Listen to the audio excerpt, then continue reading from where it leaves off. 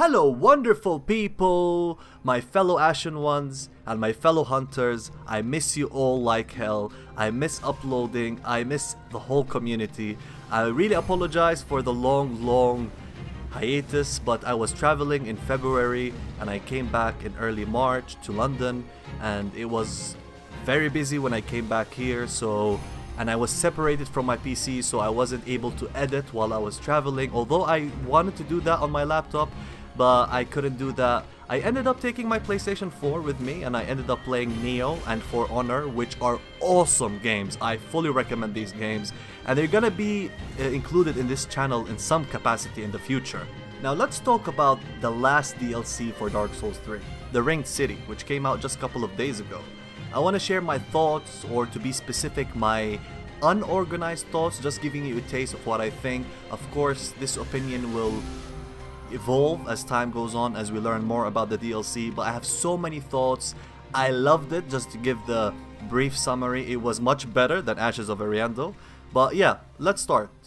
After the Ashes of Ariandel DLC, which was a disappointment in many aspects, like it had only 2 bosses, one of them is even less interesting than most bosses in the base game, and it was too short, although it was still good, but it didn't meet the quality of past DLCs in the series. And the most troubling thing is that both DLCs are the same price, so I expected the second DLC to be as short and disappointing as the first one. But oh damn, I was wrong.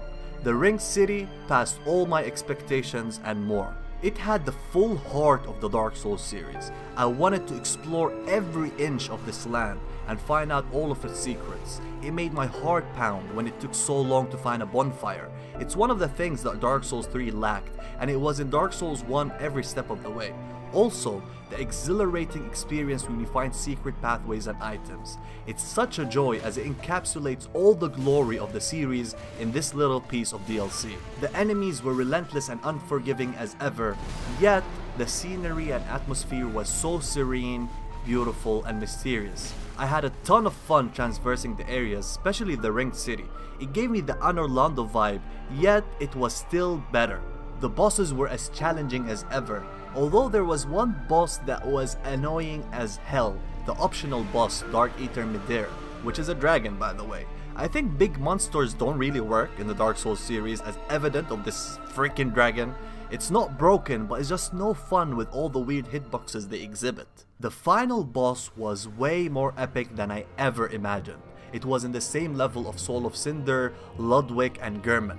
The setting might be the best in the series ever. There is so much to say about this boss, but I will leave that to another video. Now, despite how much I love the DLC, from mechanics, setting, weapons, spells, and a badass new covenant, I still have mixed feelings about the lore in this DLC. Now, if you learn anything from past From Software games, is that it is impossible to predict what their DLCs will be about, since Hidetaka Miyazaki, the creator of the series and the president of From Software, insists of adding new lore and barely touches upon older lore or plot holes. It never been more true than this DLC. In Dark Souls 1's DLC, we had more information of the 4 knights. We met Artorias, who was mentioned a lot in the base game. In Bloodborne DLC, we had more information about Lawrence. We learned what was the first sin of the old hunters, and we meet Orphan of Cause, which was also mentioned by Mikolash. In this DLC, everything was almost impossible to predict. It's not necessarily a bad thing, but there is so much that needs explaining in this series that we will never ever get. I know that speculations and connecting the dots is one of the foundations of the series, but now there are so much plot holes, never explained time travel aspects, plus space and time in this series just doesn't make sense, to the point that there is no canon story to this series. As I said, I have mixed feelings about this, so I will make up my mind once we absolutely know everything the DLC offers from a story standpoint. One thing that really bugs me is that we see Lothric, Anor Londo, and most of the areas destroyed in the first area in the DLC, the Dreg Heap. Then we go all the way to the end of times, or at least the far future, and you can see Anor Londo on Lothric Castle intact. So is this the future or the past? Or is it just to make the area look cool?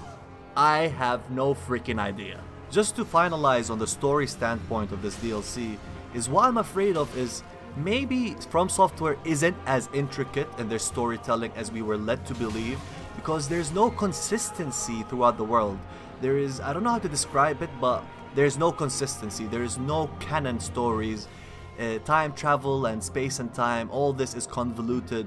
So it really is bothersome in that aspect when you think about it that way. But at the same time, you look at Dark Souls 1, you look at Dark Souls 3 as a whole, you look at Bloodborne, they do have amazing storytelling techniques, but at the same time, it just feels they're not as serious as they used to be, or I don't know, I just have mixed feelings about this. So I just wanted to share my opinion about this DLC, but mostly I want to know yours. Let me know what was your experience with this DLC in the comment section below, if you liked it or not, or if you think that it is satisfactory ending for the series.